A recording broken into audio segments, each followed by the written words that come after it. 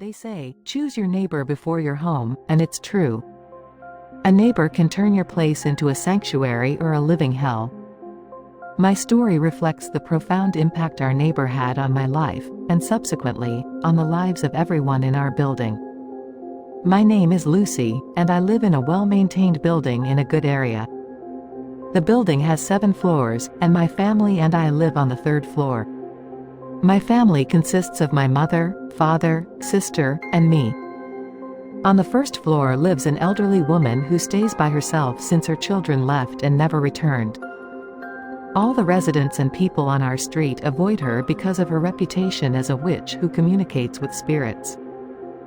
Our days passed normally until one day, everyone began to smell a foul odor coming from the 1st floor. The stench was unbearable, so the residents decided to investigate. They knocked on her door, but there was no response. The men stayed while the women and children stepped back. They broke down the door, and what they saw was horrifying. The old woman, no, just her head, hanging from the ceiling with a metal rod through it, oozing a greenish liquid. They found her body in the bathroom, being devoured by insects. I was the only one, aside from the men who broke in, who saw this, and from that day on, everything changed. One evening, as I was coming back home, I passed by the old woman's apartment and heard someone calling my name, but there was no one there. Suddenly, I noticed a message written on her door, "Only you can see me, help me." I screamed and my neighbor came running. I told him what I saw, but he found nothing on the door and didn't believe me.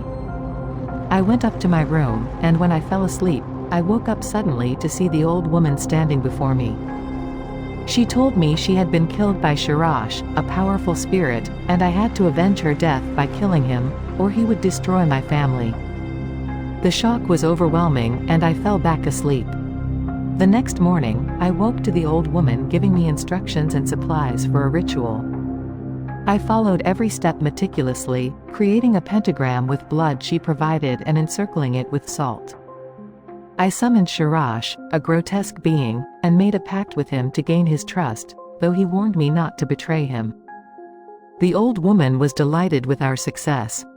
When I asked her about what really happened, she revealed that she had been a witch causing harm to people but decided to repent. When she tried to renounce Sharosh, he killed her. I went back to sleep, but in my dream, Sharosh demanded that I summon him again, and he was furious. Waking up, I prepared for another ritual, and when I summoned him, he discovered my plot against him and threatened to destroy me and my family. I tried to resist, but he was too powerful. The old woman appeared, and I removed the protective barrier around myself, revealing her true face. She had been using me to regain Sharosh's power for herself. I fought back desperately but realized her strength was beyond mine. I screamed hysterically until my family came in. I told them everything, and we decided to move out immediately. We left that cursed place, and sometime later, we ran into one of our old neighbors who told us the building had burned down to ashes.